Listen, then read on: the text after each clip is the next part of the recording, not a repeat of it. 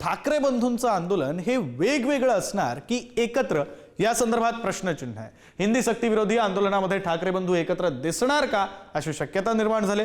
ठाकरे बंधूंकडून दोन वेगवेगळ्या आंदोलनांची माहिती देण्यात आली। राज ठाकरेंकडून तमाम मराठी जनांना मोर्चात सामील होण्याचं आवाहन करण्यात आलंय। राज ठाकरेंच्या आवाहनाला उद्धव ठाकरे प्रतिसाद देणार का हा प्रश्न महत्त्वाचा आहे।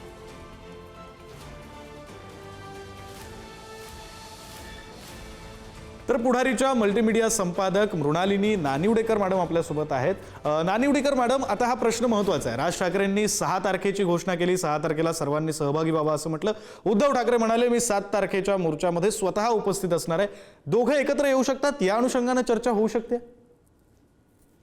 दोघांनी वेगवेगळ्या वेळेला महाराष्ट्राच्या हितासाठी एकत्र येण्याचे संकेत दिलेले आहेत। ते संकेत प्रत्यक्ष नसले तरी अप्रत्यक्ष निश्चितच आहेत आणि दोघांच्याही कार्यकर्त्यांना भावाभावांनी एकत्र यावं असं मनापासून वाटतंय।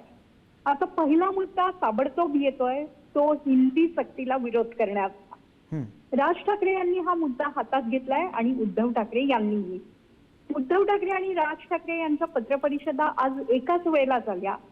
एकाला म्हणजे उद्धव ठाकरे यांनी 7 तारखेच्या मोर्चात आपण सहभागी व्हायची घोषणा घेतली आणि राज ठाकरे यांनी रविवार आहे, मुलांच्या शाळांना त्रास होणार नाही, सुट्टी आहे म्हणून 6 तारखेचा मोर्चा दिलाय आणि महाराष्ट्राच्या हितासाठी कोण बरोबर येईल ते दिसेल असं एक अप्रत्यक्षपणे विधानही केलेलं आहे।